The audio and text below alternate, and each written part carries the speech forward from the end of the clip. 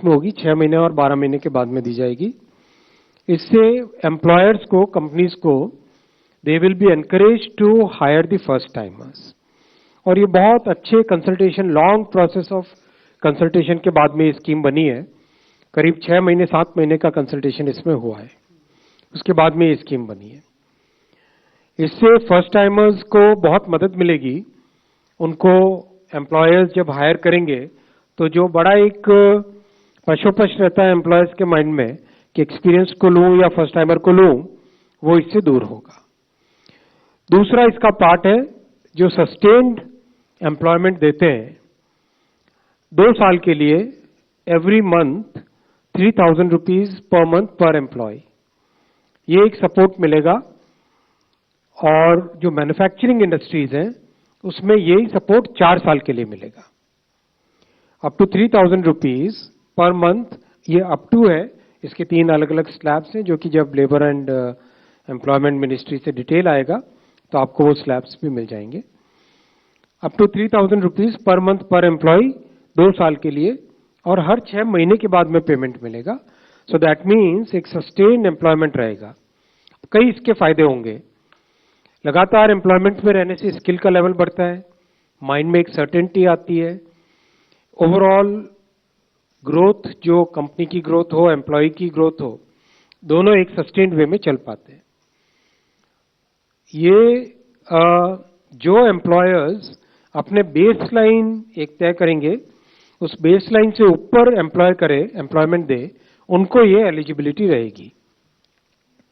जो 50 से कम वाले एस्टेब्लिशमेंट है वो 2 और एडिशनल एम्प्लॉय लगाएं तो उनको ये मिलेगी, ये सपोर्ट मिलेगा। और बाकी जो 50 से ज्यादा वाले एस्टेब्लिशमेंट है उसमें 5 एडिशनल एम्प्लॉयमेंट देने पे ये सपोर्ट मिलेगा। एकदम क्लियर है ना इसमें यहां तक? सेकेंड स्कीम में आता हूं मैं, सॉरी,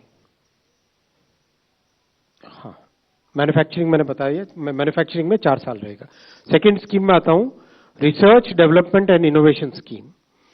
हम सब ने देखा कि R&D में जो देश ज्यादा इन्वेस्टमेंट करते हैं उनकी लॉन्ग टर्म प्रोडक्टिविटी ग्रोथ और टेक्नोलॉजी डेवलप करना, और एक इंडस्ट्री में, समाज में, स्ट्रैटेजिक सेक्टर्स में, सब जगह एक बड़ा बेनिफिट रहता है।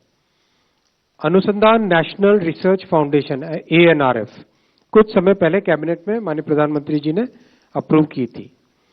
ANRF ने देश दुनिया में लंबे कंसल्टेशन किए, कई ऐसे देशों के प्रोग्राम्स भी स्टडी किए, जैसे इजराइल का प्रोग्राम है, जैसे US का प्रोग्राम है, जहां पे सिंगापुर का प्रोग्राम है, जर्मनी का प्रोग्राम है, जिसमें रिसर्च से प्रोडक्ट तक ले जाने का एक बहुत अच्छा रोड मैप बना हुआ है।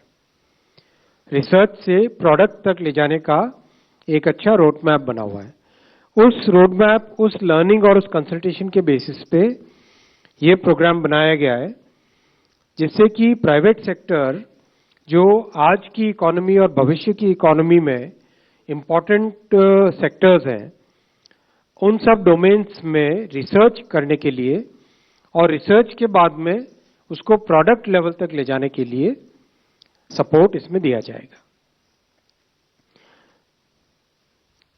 ये हमारे सनराइज और स्ट्रैटेजिक सेक्टर्स डिफाइन किए गए, energy security, energy transition, climate action, deep tech जिसमें robotics, space, quantum computing, AI और उसकी बहुत सारी एप्लीकेशंस, स्पेशली एग्रीकल्चर, हेल्थ और एजुकेशन में, biotech, bio manufacturing, synthetic bio, pharma, medical devices, फिर डिजिटल एग्रीकल्चर, डिजिटल इकोनॉमी के और भी बहुत सारे एस्पेक्ट्स, और जो स्ट्रैटेजिक रीजंस और इकोनॉमिक सिक्योरिटी के लिए, आत्मनिर्भर बनने के लिए जो टेक्नोलॉजीज चाहिए, वो सारे सेक्टर्स को इसमें इंक्लूड किया गया है। इसका स्ट्रक्चर इस तरह से होगा,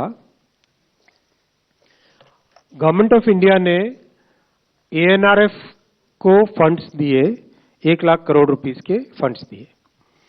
ये एक 50 ईयर इंटरेस्ट फ्री लोन है। ANRF का जो स्पेशल पर्पस फंड बनेगा वो सेकेंड लेवल फंड मैनेजर्स को कंसेशनल रेट पे फंडिंग करेंगे। सेकेंड लेवल फंड मैनेजर्स में बहुत सारे हमारे जो अभी एग्जिस्टिंग फंड मैनेजर्स हैं और इसके अलावा भी नए फंड मैनेजर्स जो डेवलप करेंगे, उन सबके पास ये फंड जाएगा। वो लोग नीचे प्रोजेक्ट को असेस करके, अप्रेज करके, उसकी वेटिंग करके, प्रोजेक्ट बाय प्रोजेक्ट सिलेक्शन करके आगे फंडिंग करेंगे। ये जो फंडिंग होगी वो सपोर्ट, इक्विटी और डेट दोनों तरह का होगा। जैसे वीसी फंडिंग होती है, वेंचर कैपिटल फंडिंग होती है, वैसे ही इसमें वीसी और डेट का कॉम्बिनेशन रहेगा। सारे सेक्टर्स जो स्पेसिफिकली डिफाइंड है, उन सेक्टर्स में ये फंडिंग जाएगी। बहुत अच्छा स्ट्रक्चर है ये, और ऐसा स्ट्रक्चर दुनिया में बहुत सारी जगह सक्सेसफुल हुआ है, और इंडस्ट्री के साथ डिटेल डिस्कशन होने के बाद में ये स्ट्रक्चर बना है। गवर्नेंस के लिए बहुत एक ट्रांसपेरेंट मैकेनिज्म बनाया जाएगा। एक तो एएनआरएफ की गवर्निंग बॉडी रहेगी, उसकी एग्जीक्यूटिव काउंसिल रहेगी, ये ब्रॉड पॉलिसी डिसीजंस के लिए। उसके बाद में डे टू डे जो डिसीजंस होंगे वो एम्पावर्ड ग्रुप ऑफ सेक्रेटरीज, इसमें जिस सेक्टर का प्रोजेक्ट है उस सेक्टर के सेक्रेटरी भी शामिल होंगे। मान लो एनर्जी ट्रांजिशन का क्लाइमेट एक्शन से रिलेटेड है, तो उसमें एमएनआरई के सेक्रेटरी शामिल होंगे। मान लो एआई से रिलेटेड है, तो मेटी के सेक्रेटरी भी शामिल होंगे। मान लो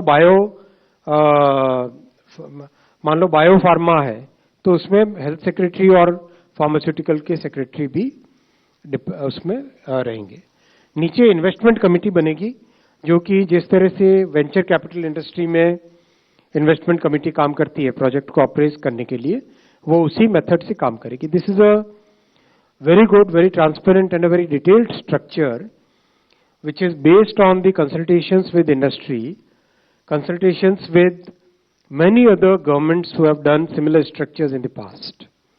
So I think this will be a path-breaking scheme which will really help our country develop many new technologies and take them to the product level. Third, आज का डिसीजन है वो है परमकुड़ी से रामनाथपुरम का नेशनल हाईवे। ये 46 किलोमीटर का national highway है। तमिलनाडु में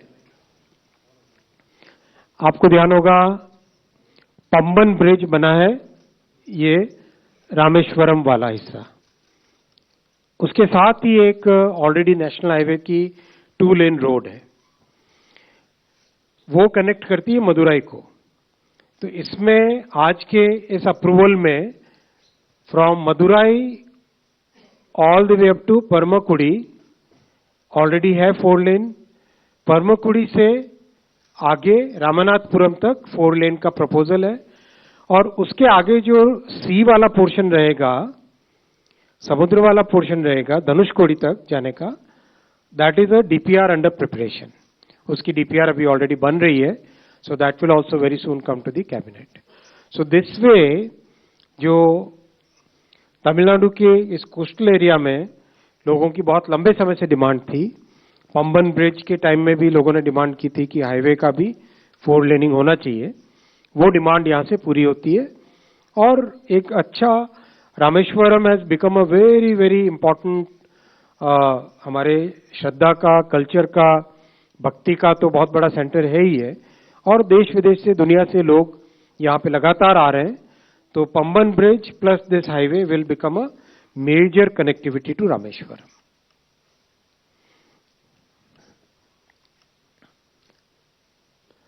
मैं आता हूं चौथे प्रोजेक्ट पे, चौथे डिसीजन पे।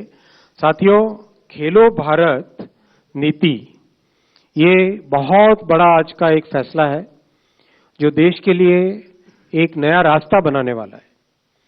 माननीय प्रधानमंत्री जी ने इन 11 वर्षों में स्पोर्ट्स पे एक अलग तरीके से ध्यान देके, और विशेषकर ग्रामीण क्षेत्रों में जो टैलेंट है उसको आगे लाने का, एक सिस्टमेटिक तरीके से आगे लाने का प्रयास किया है। उसी कड़ी में ये आज स्पोर्ट्स की पॉलिसी खेलो भारत नीति बनी है।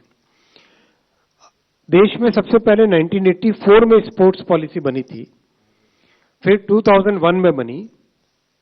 2001 का जो एक्सपीरियंस रहा पिछले 20 वर्षों का, और इन 10 वर्षों में जो सुधार हुए उसके बेसिस पे 2025 में आज नई पॉलिसी बनी, अप्रूव हुई, जो कि स्पोर्ट्स के होलिस्टिक डेवलपमेंट के लिए काम में आएगी। हम सब जानते हैं कि हमारे सामने एक विकसित भारत का बड़ा एक गोल रखा हुआ है प्रधानमंत्री जी ने पूरे देश के सामने।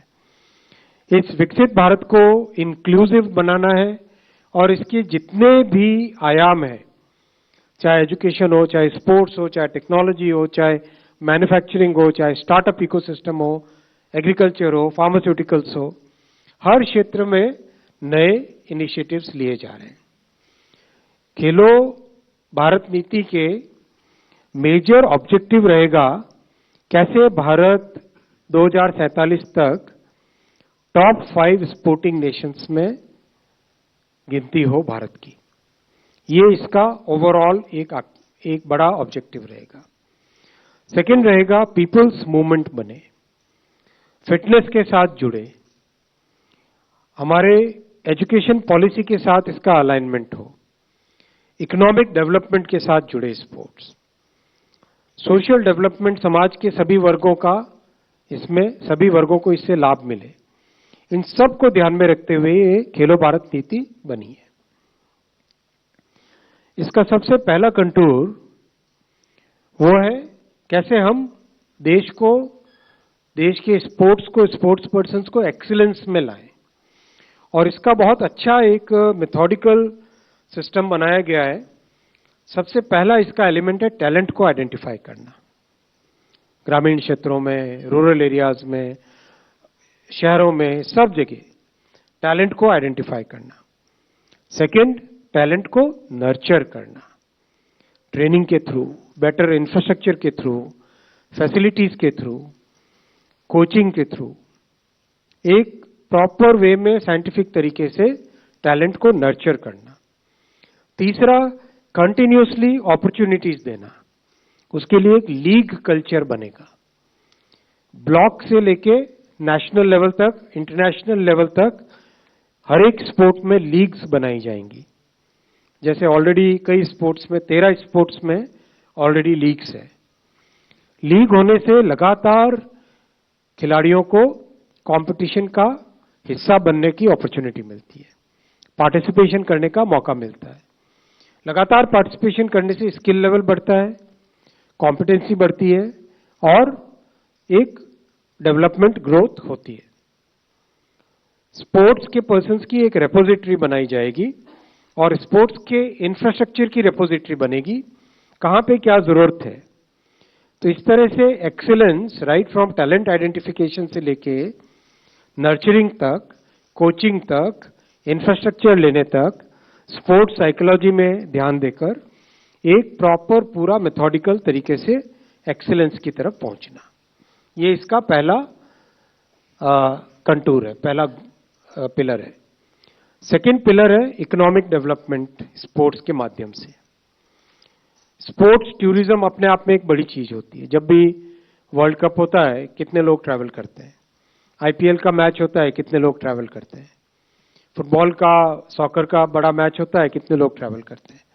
तो स्पोर्ट्स टूरिज्म हब भारत बने और जो स्पोर्ट्स के इक्विपमेंट जितने भी यूज होते हैं, इक्विपमेंट में बड़े इक्विपमेंट, कॉम्प्लेक्स इक्विपमेंट से लेके सिंपल जो स्पोर्ट्स के खेलने में उपयोग में आने वाले सामान है, उन सब की मैन्युफैक्चरिंग भारत में हो, आत्मनिर्भर भारत की फिलॉसफी के तहत। फिर इनोवेशन, कई नए तरह के एक्सपेरिमेंट्स होते हैं, इनोवेशन के लिए इंक्यूबेटर्स बने। चौथा, जो डाइवर्सिटी है हमारी भारत में, हर अलग अलग जगह अलग अलग तरह के फिजिकल और जियो फिजिकल पैरामीटर्स हैं। कहीं पे बीचीज है, कहीं पे पहाड़ है, कहीं पे डेजर्ट है, तो कहीं पे रिवर्स है। इन सब का उपयोग करके कैसे हम स्पोर्ट्स का डेवलपमेंट करें, वो भी इस नीति का हिस्सा रहेगा। तीसरा पिलर है इसका सोशल डेवलपमेंट। आप सब जानते हैं कि भारतीय जनता पार्टी मूल विचार है अंत्योदय का, सबको साथ लेके सबको आगे बढ़ाने का, और प्रधानमंत्री जी ने इसको सबका साथ सबका विकास के नाम से आगे लेके आए। तो इसमें इंक्लूसिव डेवलपमेंट हमारे लिए बहुत इंपॉर्टेंट रहेगा। जो इकोनॉमिकली वीकर सेक्शंस हैं, महिलाएं हैं, ट्राइबल है, इन सब के लिए स्पोर्ट्स की फैसिलिटीज डेवलप करनी। फिर इंडिजिनस स्पोर्ट्स हमारे भारत के कई ऐसे पुराने प्राचीन समय से पॉपुलर स्पोर्ट्स हैं, उनको आगे लेके आना। फिर एक वायबल करियर बनाना स्पोर्ट्स को, और बहुत सारे वॉलंटियरिंग प्रोग्राम्स बनाना। चौथा इसका नीति का चौथा पिलर है पीपल्स मूवमेंट बनाना स्पोर्ट्स को। किस तरह से जनता भागीदार बने, और इसमें हम सब भी भागीदार बन सकते हैं। अपने वजन को कम करें, चाहे 10,000 स्टेप्स डेली का एक टारगेट लेके चले, और वजन को कम, मैं किसी की तरफ देख नहीं रहा हूं फिर फिटनेस की रैंकिंग हो, फिटनेस की इंडेक्सिंग हो, स्कूल्स में, वर्क प्लेसेस में, सब जगह स्पोर्ट्स की फैसिलिटीज मैक्सिमम लोगों को मिले, एक्सेसिबल हो। Fitness programmes, yoga challenge, family sports weekends, एक तरीके से जैसा कई सोसाइटीज में देखा हमने कि स्पोर्ट्स एक जिंदगी का हिस्सा है, वैसा ही भारत में बनाने का इसमें प्रयास रहेगा इस नीति के तहत। फिफ्थ एंड फाइनल पिलर है नेशनल एजुकेशन पॉलिसी के साथ अलाइनमेंट। आप सब जानते हैं कि नेशनल एजुकेशन पॉलिसी एक पाथ ब्रेकिंग पॉलिसी है, जिससे देश के युवाओं के लिए कई नए तरह के अपॉर्चुनिटीज बन रही है। और एक पुराना जो ढांचा था जिसमें 3-4 स्ट्रीम्स के अंदर बंद के रहना पड़ता था, उससे बाहर निकलने का मौका है। तो स्पोर्ट्स को भी एनईपी से अलाइन करके किस तरह से स्कूल के करिकुलम में एजुकेशन का हिस्सा बन जाए स्पोर्ट्स, वो व्यवस्था भी इसमें रहेगी। इस पूरे पॉलिसी को इम्प्लीमेंट करने के लिए एक अच्छा फ्रेमवर्क बनाया गया है, जिसमें स्पोर्ट्स के गवर्नेंस से रिलेटेड, टेक्नोलॉजी यूज करने का, और डेटा ड्रिवन मॉनिटरिंग और इम्प्लीमेंटेशन, और हर जगह पीपीपी सीएसआर का स्पोर्ट्स में इंक्लूड करना, जिससे कि सभी का पार्टिसिपेशन हो सके। इस पूरे प्रोसेस में बहुत बड़ा कंसल्टेशन प्रोसेस लगा है, और इसके आगे इम्प्लीमेंटेशन के दौरान भी कंसल्टेशन आगे होगा, और सारे के सारे मिनिस्ट्रीज, डिपार्टमेंट्स, राज्य सरकार, सबको कंसल्ट करके होल ऑफ द गवर्नमेंट के अप्रोच के साथ इसको इम्प्लीमेंट करेंगे। एक तरीके से इस पॉलिसी के इम्प्लीमेंटेशन से जो बड़ा गोल प्रधानमंत्री जी ने हम सबके सामने, देश के सामने रखा है, विकसित भारत बनने के समय Bharat among the top 5 sporting Nations में शामिल हो, भारत की गिनती वैसी हो, वो इस नीति से अचीव करेंगे। बहुत धन्यवाद साथियों। I will take questions now. So first row से शुरू करते हैं, लेफ्ट से सबसे पहले लक्ष्मण। सर, मैं लक्ष्मण हूँ, सीएनबीसी आवाज से। मेरा सवाल ये है कि जो एम्प्लॉयमेंट लिंक्ड इंसेंटिव स्कीम की बात की गई है, ईएलआई की, तो उसमें एक बेसिक सा सवाल ये है कि जब भी किसी एम्प्लॉयर को या फिर जब किसी कंपनी को एम्प्लॉय की जरूरत पड़ती है तो वो तो हायर करेगा, सिर्फ इस वजह से कि हमें इंसेंटिव मिले, हायर क्यों करना चाहेगा? और दूसरी जो आपने बहुत अच्छा क्वेश्चन है। इस क्वेश्चन का मैं जवाब आपको एक्सपीरियंस से देना चाहूंगा। आपको ध्यान होगा कि जब कोविड का समय था तो एक सिमिलर स्कीम लॉन्च की गई थी, और उसका अनुभव इतना अच्छा था दो तरीके से। एक तो सस्टेन्ड एम्प्लॉयमेंट के तरीके से, एम्प्लॉयमेंट सस्टेन करना बहुत इंपॉर्टेंट होता है, स्किल लेवल बढ़ता है, इकोसिस्टम बनता है, एम्प्लॉय के माइंड में सर्टेनिटी आती है, फैमिली के माइंड में सर्टेनिटी आती है। तो सस्टेन्ड एम्प्लॉयमेंट इससे रहा। दूसरा, एक बहुत जगह ऐसा एक प्रयास रहता है कि फॉर्मल एम्प्लॉयमेंट की जगह इनफॉर्मल एम्प्लॉयमेंट रखे। इस इंसेंटिव से फॉर्मलाइज होगा और लॉन्ग टर्म एम्प्लॉयमेंट रहेगा। आपका दूसरा क्वेश्चन आप पूछिए। सर, इसमें आपने कंडीशन रखा है फर्स्ट टाइमर, तो फर्स्ट टाइमर को कैसे डिफाइन करें? अलग स्कीम है। इसी स्कीम में आपने रखा है कि फर्स्ट टाइमर एम्प्लॉयर को जब रखेंगे ये, तब इंसेंटिव दिया जाएगा एम्प्लॉय को, सॉरी। तो एम्प्लॉय फर्स्ट टाइमर है, इसको कैसे डिफाइन करेंगे? कैसे पहचान? फर्स्ट टाइमर की डेफिनेशन आप ईपीएफओ में जैसी रजिस्ट्रेशन पहली बार करते हो तो आप फर्स्ट टाइमर होते हो। नेक्स्ट फर्स्ट रो में कोई और? ठीक, ओके, सेकंड रो लेफ्ट। हाँ, आप बताएं, इनके बाद आपका। सर नमस्कार, कृष्ण मोहन शर्मा, भारत एक्सप्रेस से। मेरा एक इसमें जानने की इच्छा ये हो रही है कि ELI it's a very good project. इसमें कितने टारगेट रखे गए हैं, 1 साल में या 5 साल में, कि इतने यूथ को इसमें एम्प्लॉयमेंट दी जाएगी, या इसके लिए क्या चार्ज वो किया गया है, व्यवस्था की गई है?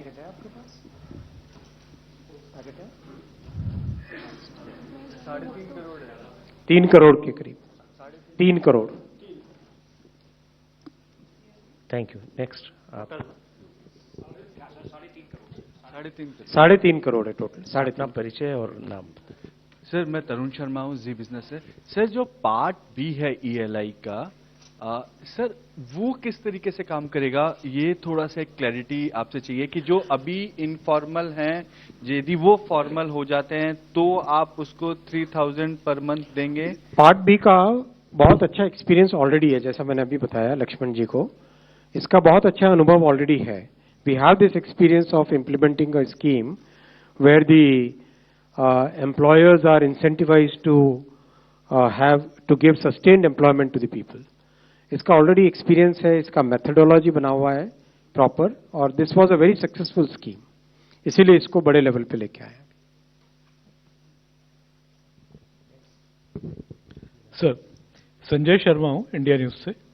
सर मेरा सवाल है कि कई सारे अच्छे प्लेयर्स हैं जो कि कई सारे आर्थिक कारणों की वजह से जिनको खेल स्पोर्ट्स छोड़ना पड़ता है, तो आपने नेशनल एजुकेशन पॉलिसी के साथ जोड़ा, ये तो अच्छी बात की, लक्ष्य भी अच्छा निर्धारित किए, लेकिन क्या उनको कोई सरकार की तरफ से कोई फाइनेंशियल सपोर्ट या कोई जॉब गारंटी, इस तरह की कोई चीजें ऐसी हैं जिससे खिलाड़ी खेल ना छोड़ें, खेल की तरफ आगे बढ़ें? बहुत अच्छा क्वेश्चन है आपका, और वैलिड आपका कंसर्न है। जो पहला पिलर है, इस पिलर में आपने अभी सुना होगा talent identification, talent nurturing, coaching, then taking to the level of excellence. ये बहुत क्लियर थॉटफुल प्रोसेस है। आइडेंटिफिकेशन के बाद में जो नर्चरिंग और कोचिंग वाला पार्ट है, उसके साथ बहुत सारे इंसेंटिव्स जुड़ेंगे, बहुत सारे फाइनेंशियल चीजें जुड़ेंगी। सेकंड रो में इस तरफ कोई अपना परिचय दें और माइक ले ले। अनीता चौधरी सर, स्वदेश से। स्टेट लेवल पे जो प्लेयर्स होते हैं उनको एक सर्टेन टाइम के बाद स्पोर्ट्स छोड़ना ही पड़ता है, तो क्या उनके लिए ऐसा प्रोग्राम है कि अपने एरिया में, अपने मोहल्ले में, अपने जहाँ पे जिस लोकेलिटी में रह रहे हैं वहाँ पे क्लब डेवलप करके जो वहाँ के लोकल बच्चे हैं जो? हाँ बिल्कुल, आपने सही कहा। जितने स्पोर्ट्स के हमारे टैलेंटेड लोग हैं जो किसी कारण से और ऊपर न जा पाए, उनको भी अपॉर्चुनिटीज मिले। ये जो सेकंड पार्ट है ना, स्पोर्ट्स फॉर इकोनॉमिक डेवलपमेंट, उसके जरिए से, और साथ ही साथ जो स्पोर्ट्स का सोशल डेवलपमेंट, इन सब के माध्यम से नई अपॉर्चुनिटीज मिलेंगी। सेकंड रो में और उधर कोई? चलिए थर्ड रो वहां से शुरू कर सकते हैं। इधर कोई नहीं? हाँ थर्ड रो। हाँ थर्ड नहीं, फोर्थ रो है, आप थर्ड आ जाइए, आएंगे भी, आपके पास भी आएंगे। एक 2 नंबर दीजिए। अब से लोग आगे बैठने का प्रयास करें। हाँ बताइए sir. Because you want to make it a culture, sports as a culture, and at least people should encourage themselves also to have some sort of activity. So uske liye infrastructure is very important, sir. I just wanted to know how much emphasis will there be on the infrastructure, because there are people who would want to do walks or running or cycling. For that you also need good roads. So all of that is needed to be done and has to have. Definitely आपका point सही है। जो national excellence वाला point है और sports for economic development, इन दोनों के अंदर इंफ्रास्ट्रक्चर एक मेजर पार्ट रखा गया है। मैंने अपने ब्रीफिंग में भी क्लियरली बोला था, जो talent identification, talent nurturing, coaching, taking to excellence, साथ में स्पोर्ट्स का infrastructure, sports psychology, sports medicine, ये सब पूरे इसका इकोसिस्टम का हिस्सा बनेगा। फोर्थ रो शुरू करते हैं, लेफ्ट से द्वेष। Hi sir, I'm Tuesh from Economic Times. Sir, regarding the research and development scheme, how will it be decided that any government money which is spent is not done on a project which does not really result in an outcome that is of use? Very good question. Only those projects which are at TRL level 4, technology readiness level 4, they will be eligible for support under this. ये जो objective यहाँ लिखा है second number पे, support projects with TRL 4 and above, जो project TRL level 4 तक पहुंच गया है उसकी probability to get converted into a product and get converted into a ready to use technology is very high. TRL 1, TRL 2, TRL 3 still experimental होता है. TRL 4 में prototype से आगे का बन चुका होता है.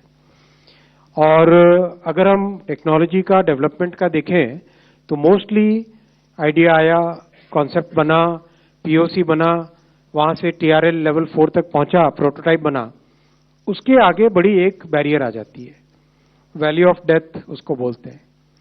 इस जगह पे अगर सपोर्ट मिल जाए तो बहुत सारे कॉन्सेप्ट्स आगे टेक्नोलॉजी में कन्वर्ट हो जाएंगे.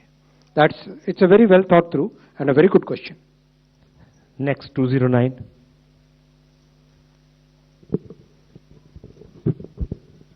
सर मैं सुशील राघव हूँ जनसत्ता से.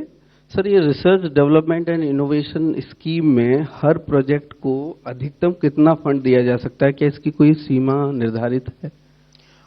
पॉलिसी लेवल पे और जो नीचे इसमें स्ट्रक्चर में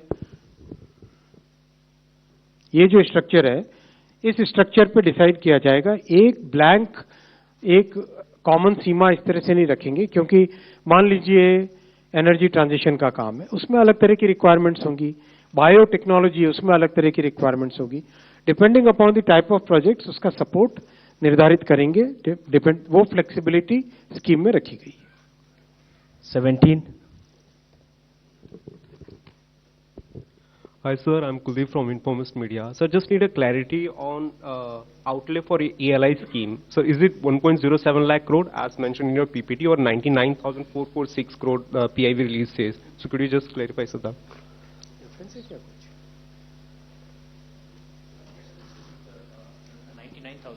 99 is the correct number. 1 lakh crore, yes. 99 is the correct number. 19. Thanks. ये करेक्शन कर लेना before you send out the slides, correction कर लेना. Next Laxman. Sir, Prakash Vedashi from ET now. On this research development scheme, so will there be any criteria for the selection of sunrise or strategic sectors? सारे sectors जो है मोर और less defined है. ये सारे sectors आपके सामने 1, 2, 3, 4, 5. Energy security and transition, climate action, deep take, quantum, robotics, space, AI with specific challenges in agriculture, health, education, biotech, biomanufacturing, synthetic bio, pharma on medical devices, digital economy, technologies required for strategic reasons. ये 6th वाला जो point है ये open point है, तो जो governing body का structure बना है उस स्ट्रक्चर में इसमें डिसाइड होंगे. Okay, thank you. Next 4th row there, 163. Thank you sir. Third row में कुछ रह गए थे क्या? इनको चांस पहले थर्ड में हाईएस्ट 160 मिस कर गया था. 166 दीजिए. सप्लीमेंट्री क्वेश्चन इनको देना है सर. हाँ उनको दीजिए. देना क्यों नहीं है?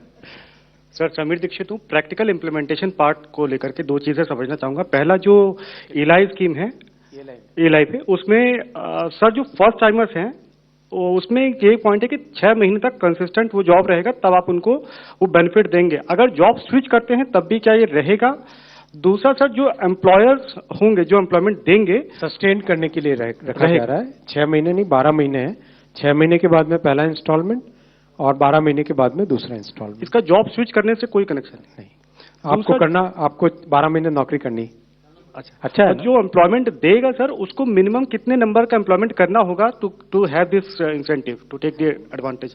जो एम्प्लॉयमेंट देगा द एम्प्लॉयर पार्ट 2 में हाँ जो 50 से कम के एस्टेब्लिशमेंट है उनको एडिशनल 2 एम्प्लॉय लेने पड़ेंगे एलिजिबिलिटी के लिए, और जो 50 से बड़े वाले एस्टेब्लिशमेंट है उनको 5 मिनिमम चाहिए to get eligible in this. And one question on the Khel national sports policy part sir. देखो आपने पास किया था. नहीं सर मेरा क्वेश्चन नहीं पीछे वालों का है.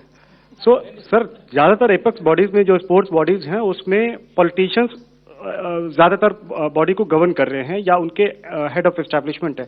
ऐसे में from the governing point of view how will you ensure, how the government will ensure कि उसका राजनीतिकरण ना हो? बहुत अच्छा प्रश्न आपने पूछा। इसीलिए अगर आप देखोगे इतनी वेल थॉट थ्रू पॉलिसी बनी है जिसमें जो भी स्पोर्ट्स से रिलेटेड मैटर है हर एक मैटर को इसमें कवर किया गया है। चाहे एक्सीलेंस बढ़ानी हो, चाहे इकोनॉमिक डेवलपमेंट का काम हो, चाहे सोशल डेवलपमेंट का हो, पीपल्स मूवमेंट बनाना हो, एजुकेशन पॉलिसी के साथ इसको जोड़ना है। और स्पोर्ट्स की गवर्नेंस को, जो आपका प्रश्न इस पॉइंट से रिलेटेड है, स्पोर्ट्स के गवर्नेंस का प्रॉपर एक फ्रेमवर्क बने, वो भी इस पॉलिसी में ऑलरेडी इंक्लूडेड है और वो सबके साथ कंसल्ट करके ही बनेगा। सर नमस्कार, मेरा नाम प्रदीप कुमार है, टोटल न्यूज से। सर ये जो नई स्पोर्ट्स पॉलिसी है इसमें हम देख रहे हैं कि जो प्रतिभाएं आती हैं, खेल प्रतिभाएं ग्रामीण क्षेत्र से और खास तौर से देहात से खेल के मैदान नहीं होते हैं। क्या नई पॉलिसी में इस पहलू को एड्रेस किया गया है? बिल्कुल हाँ।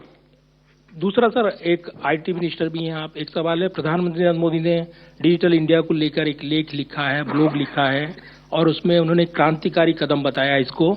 नई डिजिटल इंडिया में प्राइवेसी एक बड़ा चिंताएं हैं, खासतौर से कैबिनेट ब्रीफिंग पे क्वेश्चन रखो ना, आज कैबिनेट ब्रीफिंग पे रखो, कैबिनेट ब्रीफिंग पे रखो। कुछ डिसिप्लिन अपन ने फॉलो किए हैं हमेशा, उसी डिसिप्लिन पे रहना चाहिए। प्रेस कॉन्फ्रेंस में कोई भी क्वेश्चन पूछे। 4th रो में कोई नहीं, 5th हाँ या 180 वो है तो अभी अध्यक्ष जी, उसके बाद ये लास्ट। सर मैं दीपक हूँ, टाइम्स ऑफ इंडिया से, लिखता तो इंग्लिश में हूँ पर पूछूंगा हिंदी में क्योंकि आगे समस्या में भी पूछ नहीं आगे समस्या आ सकता है sir.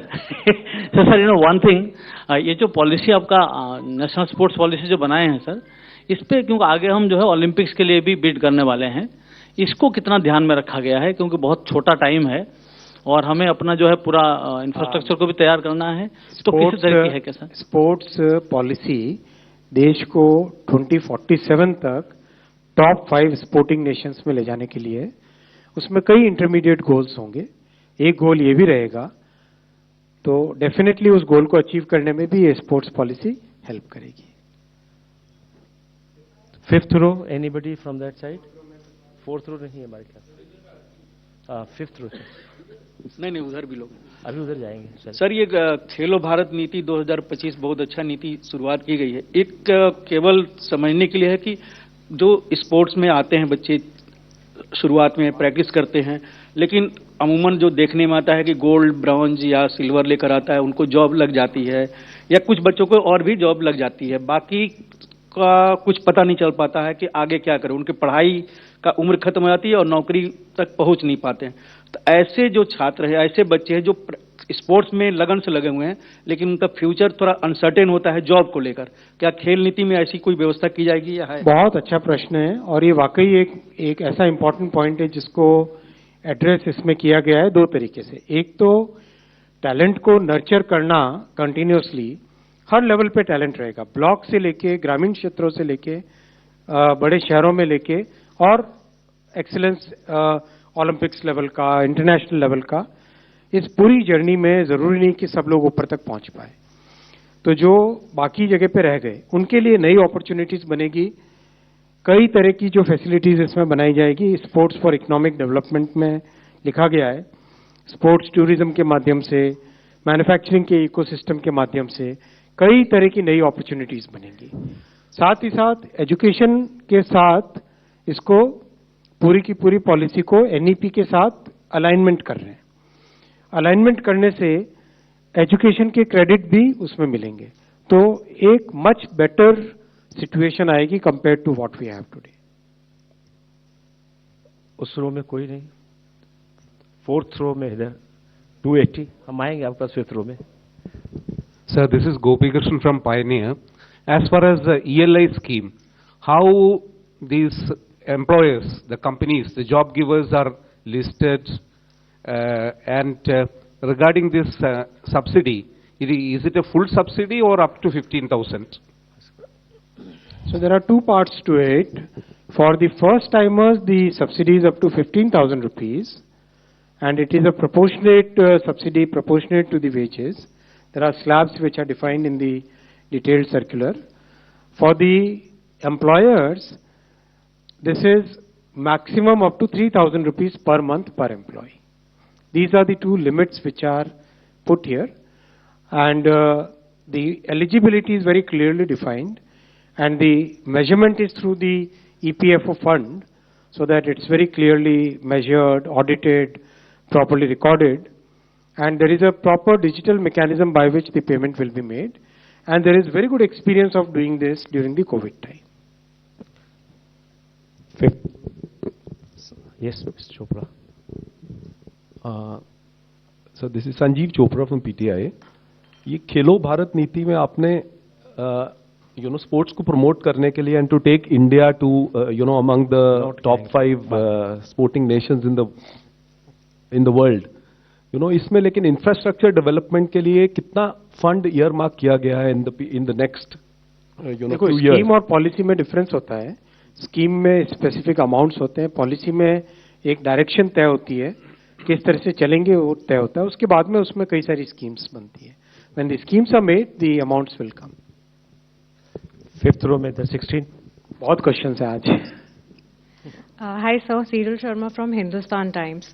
So under the research development and innovation scheme, are you also thinking of including the semiconductor industry in it? Semiconductor already has a very dedicated program, India Semiconductor Mission. Right, sir, but you have said that, the focus will now be on designing and designing. That's a separate thing, no? This is, the areas which are covered are already written here. I've spoken about it twice. Semiconductor, since there is already a very dedicated scheme for it, so that's why it has not been included. But if there is a fundamental research activity which needs to come in, then ISM and ANRF can already, there is a mechanism by which they can collaborate. 5th row this side, 247. 6th row. Sir, Shishir here from Hindu Business Line. Sir, I have two questions on this ELI.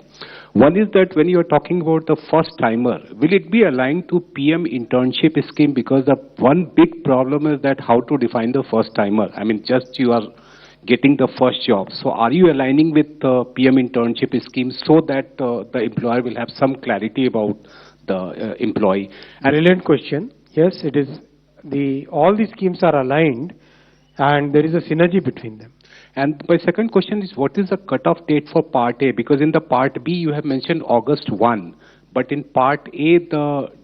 August 2025 to 31st July 2027. It was not, I'm sorry, sir. Yeah, thank you. Okay, thank you. I think questions are over. अच्छा अभी अब हैं, एक 81 रह जाते हैं, बताइए, दीजिए उनको.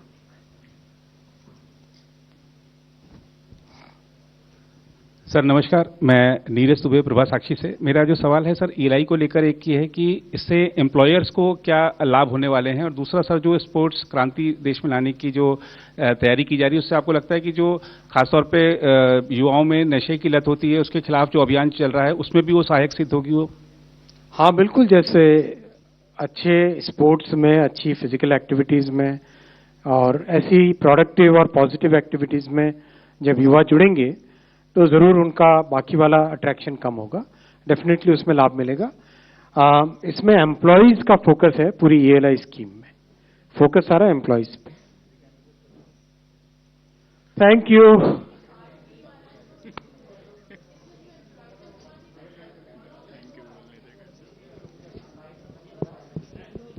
सर पार्ट बी वाले में ना, सो who are these employees who will get these 3,000 per month? Additional employment के लिए? No, basically 2 additional employee. दो जो additional किसी एक establishment में 50 है, उसके ऊपर जो मिला उनको मिला. So these 2 additional employees will get these 3,000, and these can be with any number of experience in job sector. Okay.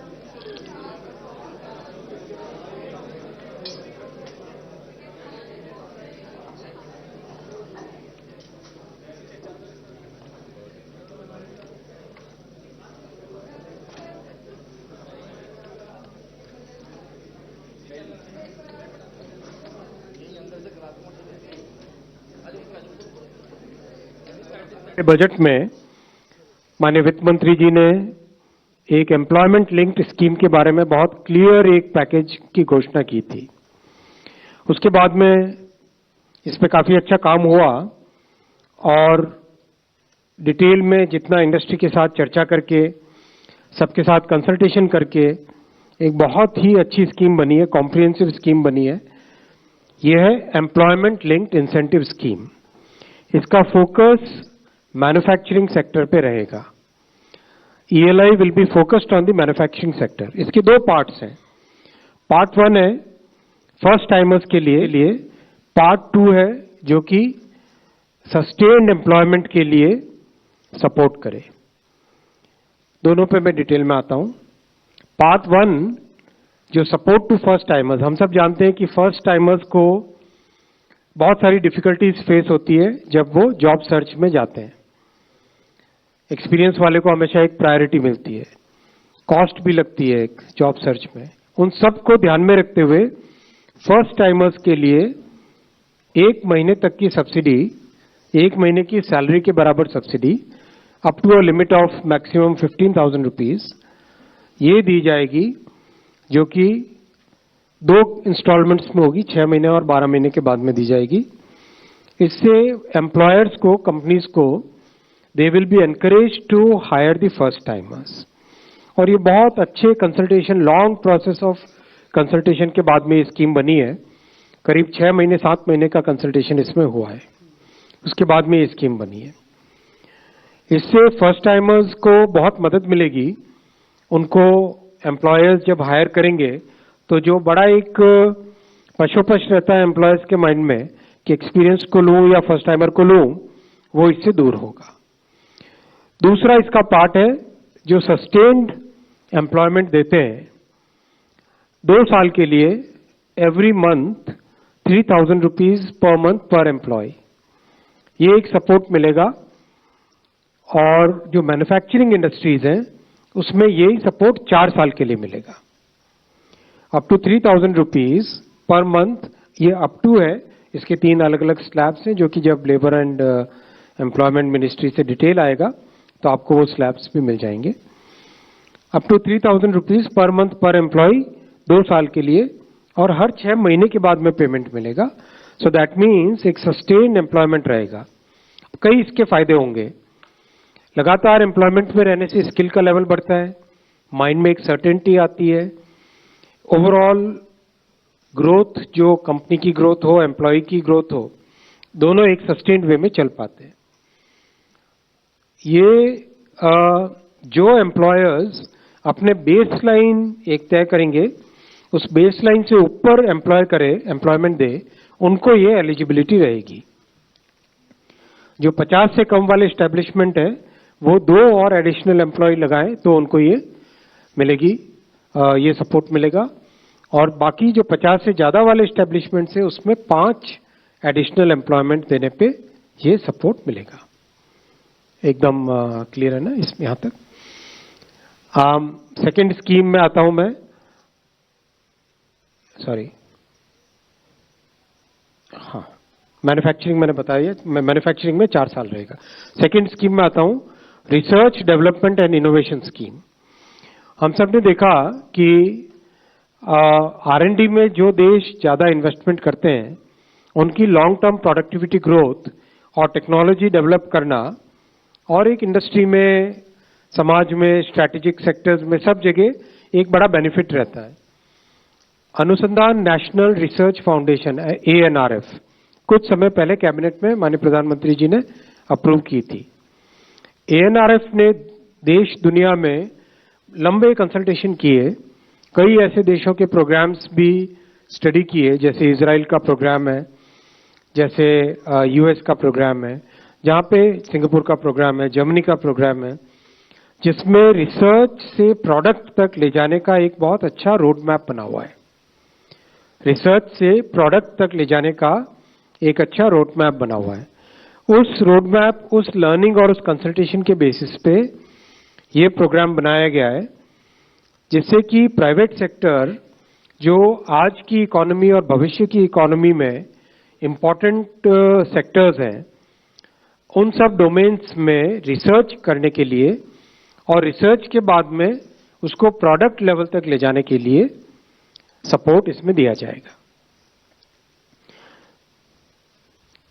ये हमारे सनराइज और स्ट्रैटेजिक सेक्टर्स डिफाइन किए गए, energy security, energy transition, climate action, deep tech जिसमें robotics, space, quantum computing, AI और उसकी बहुत सारी एप्लीकेशंस, स्पेशली एग्रीकल्चर, हेल्थ और एजुकेशन में, biotech, bio manufacturing, synthetic bio, pharma, medical devices, फिर डिजिटल एग्रीकल्चर, डिजिटल इकोनॉमी के और भी बहुत सारे एस्पेक्ट्स, और जो स्ट्रैटेजिक रीजंस और इकोनॉमिक सिक्योरिटी के लिए आत्मनिर्भर बनने के लिए जो टेक्नोलॉजीज चाहिए वो सारे सेक्टर्स को इसमें इंक्लूड किया गया है। इसका स्ट्रक्चर इस तरह से होगा, गवर्नमेंट ऑफ इंडिया ने एएनआरएफ को फंड्स दिए, 1 लाख करोड़ रुपीस के फंड्स दिए। ये एक 50 ईयर इंटरेस्ट फ्री लोन है।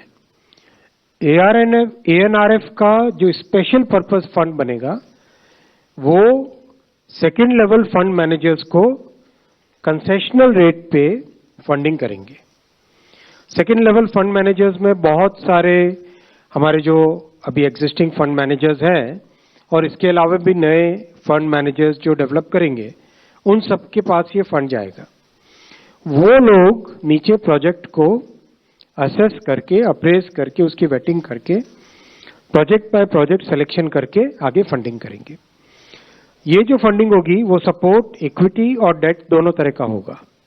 जैसे वीसी फंडिंग होती है, वेंचर कैपिटल फंडिंग होती है, वैसे ही इसमें वीसी और डेट का कॉम्बिनेशन रहेगा। सारे सेक्टर्स जो स्पेसिफिकली डिफाइंड है उन सेक्टर्स में ये फंडिंग जाएगी। बहुत अच्छा स्ट्रक्चर है ये, और ऐसा स्ट्रक्चर दुनिया में बहुत सारी जगह सक्सेसफुल हुआ है, और इंडस्ट्री के साथ डिटेल्ड डिस्कशन होने के बाद में ये स्ट्रक्चर बना है।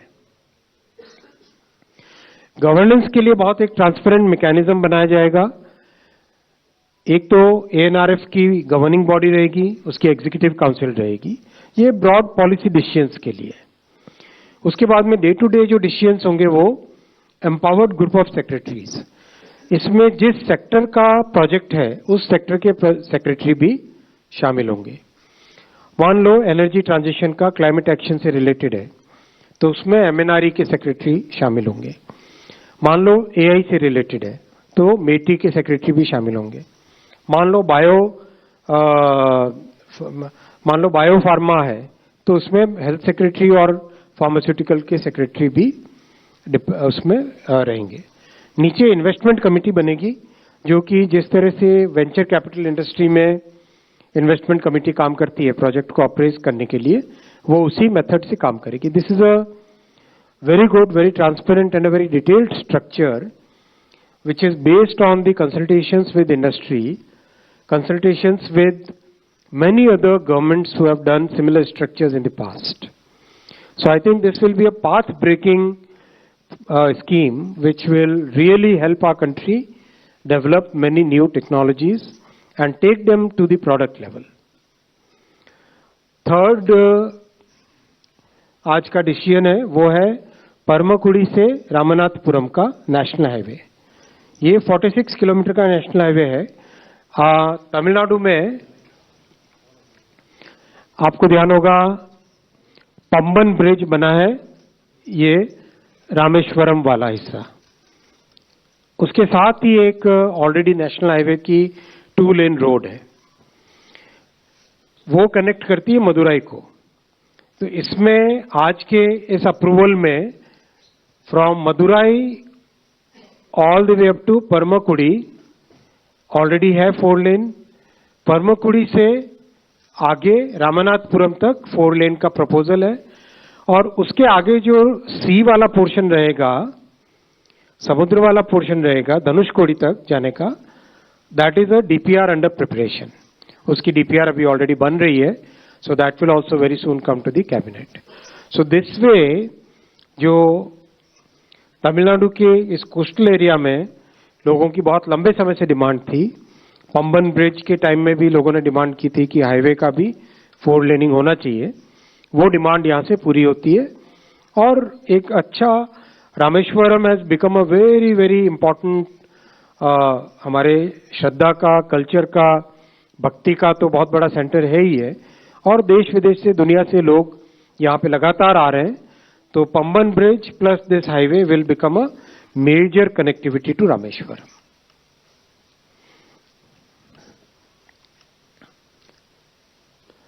मैं आता हूं चौथे प्रोजेक्ट पे, चौथे डिसीजन पे। साथियों, खेलो भारत नीति ये बहुत बड़ा आज का एक फैसला है जो देश के लिए एक नया रास्ता बनाने वाला है। माननीय प्रधानमंत्री जी ने इन 11 वर्षों में स्पोर्ट्स पे एक अलग तरीके से ध्यान देके और विशेषकर ग्रामीण क्षेत्रों में जो टैलेंट है उसको आगे लाने का, एक सिस्टमेटिक तरीके से आगे लाने का प्रयास किया है। उसी कड़ी में ये आज स्पोर्ट्स की पॉलिसी खेलो भारत नीति बनी है। देश में सबसे पहले 1984 में स्पोर्ट्स पॉलिसी बनी थी, फिर 2001 में बनी। 2001 का जो एक्सपीरियंस रहा पिछले 20 वर्षों का और इन 10 वर्षों में जो सुधार हुए, उसके बेसिस पे 2025 में आज नई पॉलिसी बनी, अप्रूव हुई, जो कि स्पोर्ट्स के होलिस्टिक डेवलपमेंट के लिए काम में आएगी। हम सब जानते हैं कि हमारे सामने एक विकसित भारत का बड़ा एक गोल रखा हुआ है प्रधानमंत्री जी ने पूरे देश के सामने। इस विकसित भारत को इंक्लूसिव बनाना है और इसके जितने भी आयाम हैं, चाहे एजुकेशन हो, चाहे स्पोर्ट्स हो, चाहे टेक्नोलॉजी हो, चाहे मैन्युफैक्चरिंग हो, चाहे स्टार्टअप इकोसिस्टम हो, एग्रीकल्चर हो, फार्मास्यूटिकल्स हो, हर क्षेत्र में नए इनिशिएटिव्स लिए जा रहे हैं। खेलो भारत नीति के मेजर ऑब्जेक्टिव रहेगा कैसे भारत 2047 तक टॉप 5 स्पोर्टिंग नेशंस में गिनती हो भारत की। ये इसका ओवरऑल एक बड़ा ऑब्जेक्टिव रहेगा। सेकंड रहेगा पीपल्स मूवमेंट बने, फिटनेस के साथ जुड़े, हमारे एजुकेशन पॉलिसी के साथ इसका अलाइनमेंट हो, इकोनॉमिक डेवलपमेंट के साथ जुड़े स्पोर्ट्स, सोशल डेवलपमेंट, समाज के सभी वर्गों का, इसमें सभी वर्गों को इससे लाभ मिले, इन सब को ध्यान में रखते हुए ये खेलो भारत नीति बनी है। इसका सबसे पहला कंटूर वो है कैसे हम देश को, देश के स्पोर्ट्स को, स्पोर्ट्स पर्सन्स को एक्सीलेंस में लाएं। और इसका बहुत अच्छा एक मेथोडिकल सिस्टम बनाया गया है। सबसे पहला इसका एलिमेंट है टैलेंट को आइडेंटिफाई करना, ग्रामीण क्षेत्रों में, रूरल एरियाज में, शहरों में, सब जगह टैलेंट को आइडेंटिफाई करना। सेकंड, टैलेंट को नर्चर करना, ट्रेनिंग के थ्रू, बेटर इंफ्रास्ट्रक्चर के थ्रू, फैसिलिटीज के थ्रू, कोचिंग के थ्रू, एक प्रॉपर वे में साइंटिफिक तरीके से टैलेंट को नर्चर करना। तीसरा, कंटिन्यूसली अपॉर्चुनिटीज देना, उसके लिए एक लीग कल्चर बनेगा। ब्लॉक से लेके नेशनल लेवल तक, इंटरनेशनल लेवल तक हर एक स्पोर्ट में लीग्स बनाई जाएंगी। जैसे ऑलरेडी कई स्पोर्ट्स में, 13 स्पोर्ट्स में ऑलरेडी लीग्स है। लीग होने से लगातार खिलाड़ियों को कंपटीशन का हिस्सा बनने की अपॉर्चुनिटी मिलती है, पार्टिसिपेशन करने का मौका मिलता है। लगातार पार्टिसिपेशन करने से स्किल लेवल बढ़ता है, कॉम्पिटेंसी बढ़ती है और एक डेवलपमेंट ग्रोथ होती है।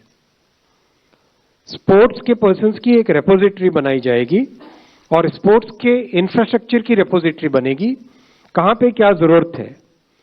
तो इस तरह से excellence right from talent identification से लेके नर्चरिंग तक, कोचिंग तक, इंफ्रास्ट्रक्चर लेने तक, स्पोर्ट्स साइकोलॉजी में ध्यान देकर एक प्रॉपर पूरा मेथोडिकल तरीके से एक्सीलेंस की तरफ पहुंचना, ये इसका पहला कंटूर है, पहला पिलर है।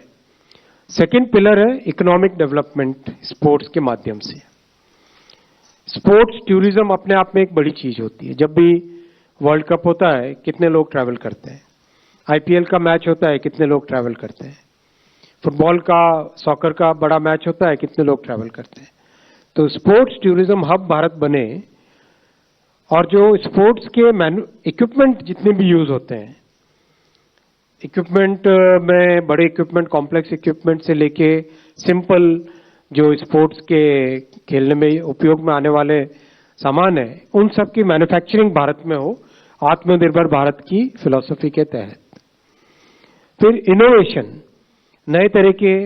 कई नए तरह के एक्सपेरिमेंट्स होते हैं, इनोवेशन के लिए इंक्यूबेटर्स बने। चौथा, जो डाइवर्सिटी है हमारी भारत में, हर अलग अलग जगह अलग अलग तरह के फिजिकल और जियो फिजिकल पैरामीटर्स हैं। कहीं पे बीचीज है, कहीं पे पहाड़ है, कहीं पे डेजर्ट है, तो आप देख रहे हैं न्यूज UNI।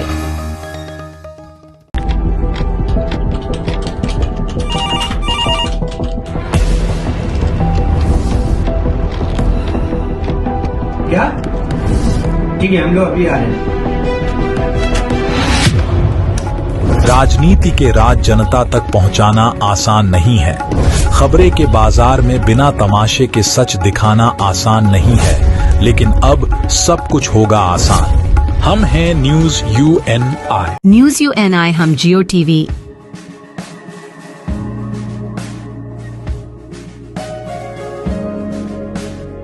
ई बाबा, हरे कृष्णा कृष्णा कृष्णा हरे हरे, हरे राम रॉक टीवी,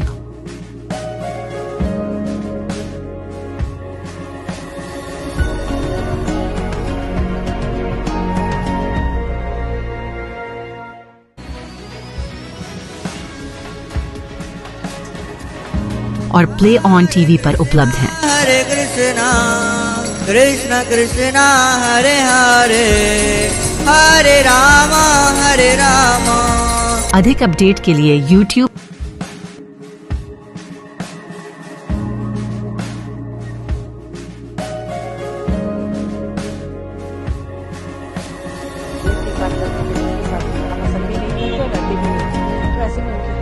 और Facebook पर फॉलो करें।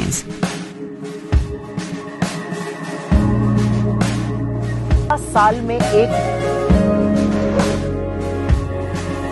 OTT चैनल्स पर जैसे Rock TV, Zinger TV, Play On TV, ईवावा, D2H Live TV, World TV, Nexa GTV HD, TV HD1, Googly TV, Star On TV, FTV, Solid TV Box, Crick Star, रोज News, Chanakya World TV. इसके अलावा हम आपके साथ जुड़े रहेंगे social media pages पर, जो है हमारे Facebook UNI news Hindi, UNI news Bangla, उसके साथ लिंक्डइन और इंस्टाग्राम पर भी।